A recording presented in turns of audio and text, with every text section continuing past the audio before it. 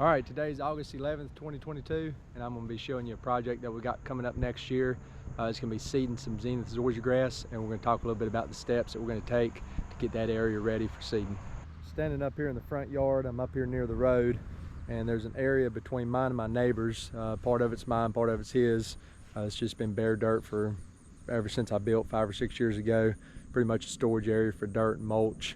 But we're going to try to address this area next year and get it seeded in some zoysia grass. A couple different reasons I want to address this issue, mainly aesthetics. When you pull in the driveway, it's one of the first things you see. It kind of sticks out like a sore thumb. Then we've also got a lot of erosion going on every time it rains. It's kind of hard to tell, but this is a hill sloping down towards the ditch, so we're constantly filling in this ditch that I'll have to clean out. And the third reason is put in some zoysia grass to help kind of choke out the Bermuda that we've got creeping in, especially all along this ditch bank. We've constantly got Bermuda that's trying to creep in towards the yard. My philosophy on why we do this in the fall versus the spring, and this does add an extra step into it. It does add a little bit more cost into it if you're paying somebody to do it, or if you're doing it yourself, really. But the biggest reason why we're doing it in the fall is the common Bermuda. So this time of year, in August, September timeframe, common Bermuda is trying to store up carbohydrates for the winter time.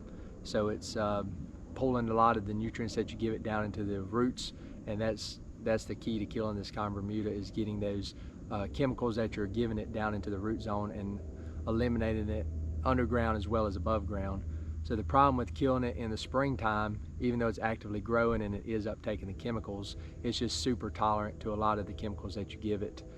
Even glyphosate, you could literally maintain a common Bermuda yard with a very low rate of glyphosate and probably get away with not even mowing it all year and not killing it at the same time. So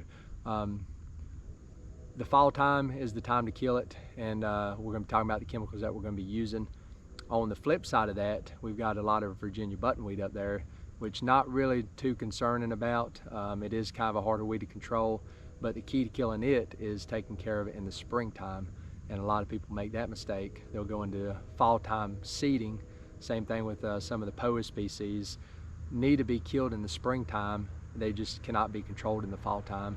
And people will kill them off with Roundup, and then a month later it's right back. So you got to kind of know the plant that you're trying to target in terms of killing it, and that way you can have the most success with it. So today we're going to be going out with a couple different chemicals to try to take care of this common Bermuda, and we'll probably do a couple applications over the next month or two until everything goes dormant, just to give ourselves the best chance of success with this common Bermuda. I'm not going to say it looks any better, but at least we got rid of some of that foliage on top. And here's the pile of stuff that we ended up making. Good bit of material that came out of it.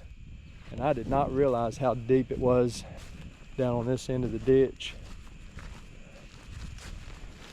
We may look at burying a pipe. I really don't want to, but that's going to just be an area that I've got to weed eat all the time, here and up at mine. One thing I did want to mention about this area, makes it a little bit different than the 3 areas that I've done in the past. This area, probably in its existence, has never had pre-emergent on it, so I have a feeling that when we seed it in the early summer next year, that we're going to be battling some crabgrass issues and some other weeds that probably going to take some chemical control over just the typical hand pulling that I try to do. The last thing we're going to be doing on this renovation that's going to be a little bit different than what I've done in the past, and may be relatable to a lot of guys out there that are doing non-irrigated yards, is setting up temporary irrigation. And water really is the easiest thing to do, so just get out there and get it set up to where you're watering appropriately.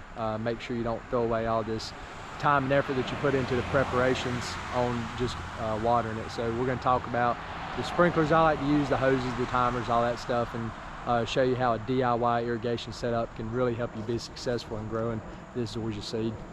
All right, so this is the concoction we're going out with today. Got 3 different chemicals that we're using. 2 of them is actually pretty common for using in your zoysia yard if you're trying to control Bermuda. But the 3rd chemical we're mixing in today is this glyphosate. It's just 41% glyphosate. FarmWorks brand, picked it up at Tractor Supply. Usually run about 4 ounces a gallon in it and had pretty good success with that. This next chemical is Fusilade II. It's 24% fluazepop. It's a pretty common herbicide to be running on your zoysia if you're trying to control Bermuda. It's pretty good at suppressing it. Your rate on it is 4 to 5 ounces per acre, and today we're going to be running a little bit different rate because we're doing initial seeding, and if you take a look at the label, it's got a caveat in it for trying to suppress Bermuda in an initial seeding, and it's a rate of 24 ounces per acre. Third chemical is triclopyr. Now this is different than what you would typically run in your home lawn. This is actually from Tractor Supply. It's called brush killer. It's not made for your lawn. This is made for farmlands, right-of-ways, ditch banks, stuff like that. So only thing we're after in this is the triclopyr, and we're at 8%. Typically, if you ordered it online for your yard, I believe that triclopyr is like 60%. So the rate on this is going to be a lot higher.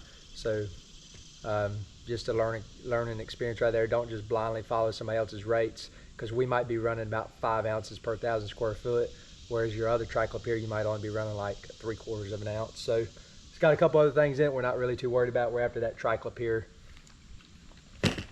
And then I've got an MSO surfactant. We'll be running about 1 ounce per gallon of water, so with that.